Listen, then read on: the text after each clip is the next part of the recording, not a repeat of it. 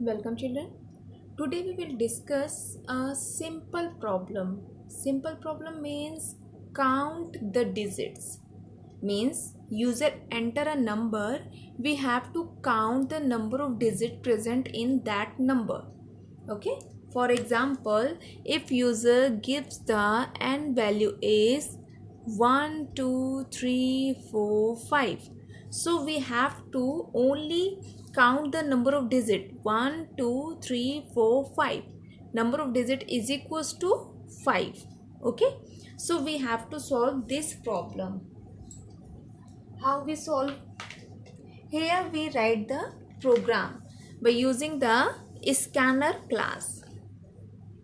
Scanner class. So first of all we import the util package. We import the util package to take the input from the user. Then we start the class name is count. Then we start the main method psvm, public static void main string args. After creating main method, start the block of method. Then we create the object of scanner class. You know the line how we create the object scanner sc is the object name is equals to new scanner system dot in within parentheses. After this we write a statement, printing statement sopln means system dot out dot println enter a number. It's a message to enter a number. Then int n is equals to sc dot next int. Next int is the function of scanner class. So by this line we take the input from the user. After taking input, we take a variable here int c is equals to 0. C variable we put here for counting the number of digits. Okay. Next, we start here while loop. We start here while loop. Here in while loop condition is n. N means the number which is given by the user. N is not equals to 0. Means this loop executed until n value is not equals to 0. If your n value is 0, then this loop will this loop will be terminate when your n value is 0. Okay. Then start the block of the loop. Here we write the update statement. We can say that this is the update statement. It's the initial value according to the loop.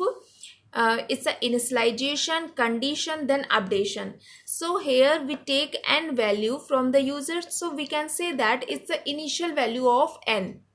Here n is not equals to 0, so it's a condition. It's a condition. Then n is equals to n divide 10. We can say that it's a update statement. How it's a update statement? We are using in update statement increment or decrement.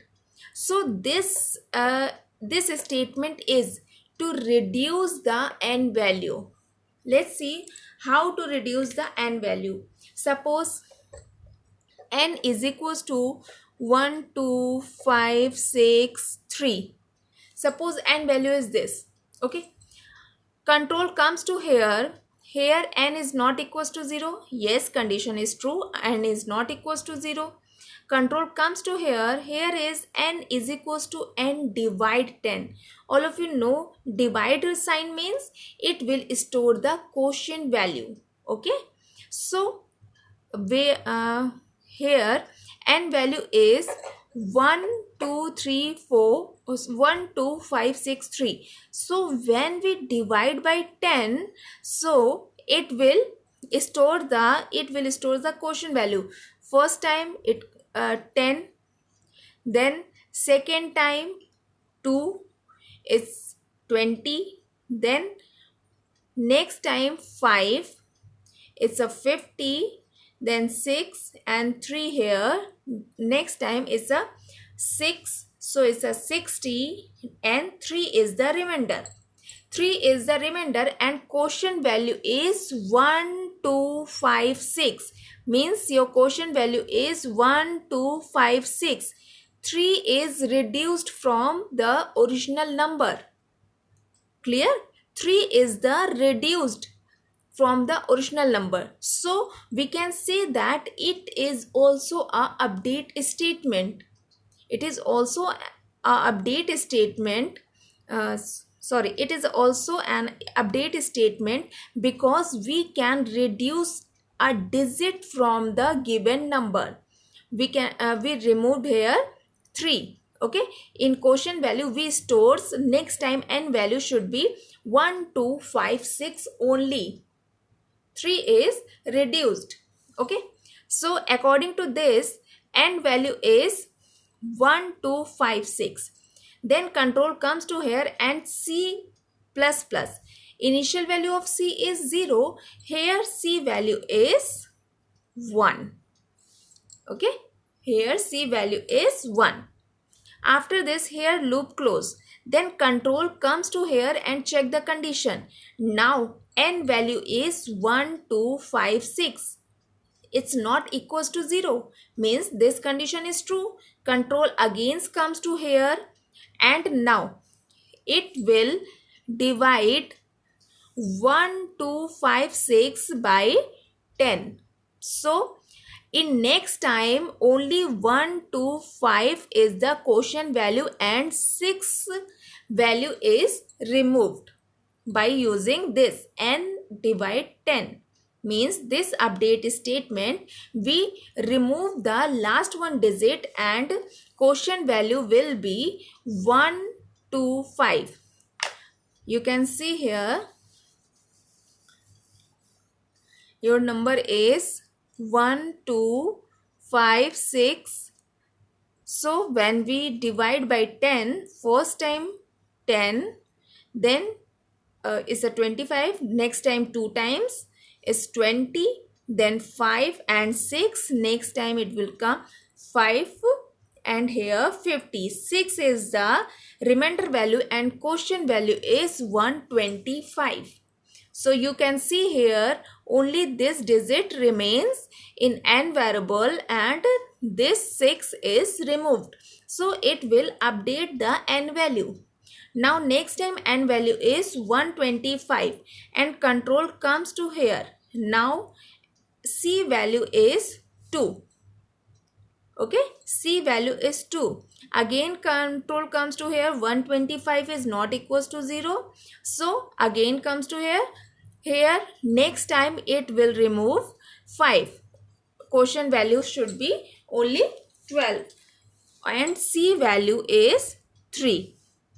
Okay, next time when loop repeated, its value is 1, quotient value is 1 and C value is 4. Okay, now 1 is not equals to 0.